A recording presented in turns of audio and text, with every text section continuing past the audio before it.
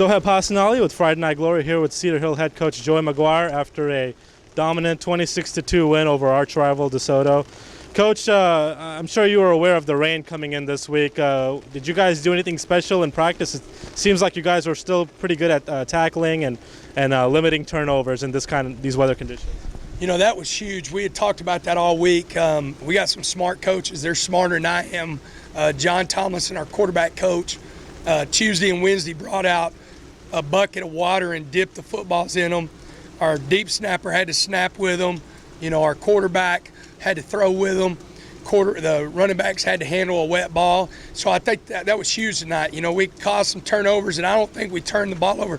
You know, we had some high snaps and stuff like that, but I don't think we ever gave up a turnover, and I thought that was huge. The mentality of the team during the weather delays, I mean, that's not something you guys usually have to deal with. You know, what was it like being in there and then having to come out, play a little bit, then have to go back in, then have to come out? The first one was a little bit different because we really hadn't gone into our pregame speech or anything like that and ready to go, so we got lucky there.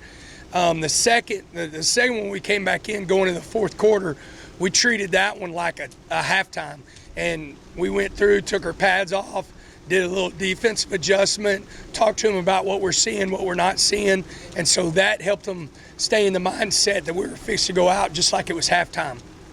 And, I mean, you guys have bragging rights for another year over DeSoto, you know, Battle of Beltline, and now you guys added a championship trophy. Talk about how cool it is to actually have something like a belt or a trophy to fight for. Well, you know, in 06, we had that shirt said, "Leave no trophy behind." And so we're trying to do the same thing this year, try to do it every year, and it's a neat deal. I mean, I thought the Army did a great job. I think it's good for the kids. It just adds to the rivalry, and I'm glad it's with Cedar Hill the first year. Big game against Mansfield next week for the district. You guys held L.D. Brown, one of the best backs in the area. He had a pretty quiet night. Now you're going up against Kennedy Brooks, arguably the best back in the area, if not the state. Talk about the challenges going into that. Well, Brooks, in my opinion, is the best back in the state. I'm a huge fan.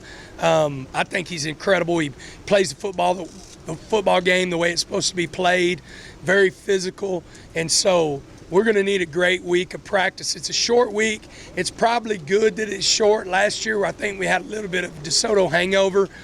This week, we're not going to get that away. This is for the #1 seed, small school. We want to be 9-0.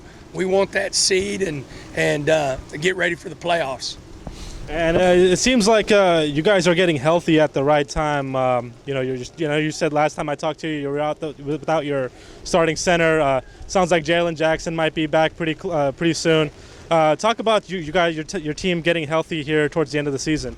Well, you know, that's huge, you know, and the good thing is we got some really good depth on this team, and it gets tested, but we got Runnels back. We actually moved him to left guard. We got our 5 linemen, our best linemen out there. I thought they did a good job tonight. And you know, it's one of those deals of we just want to keep getting healthy, and then that week 1 of the playoffs, state of Texas fixed Jalen Jackson back in action.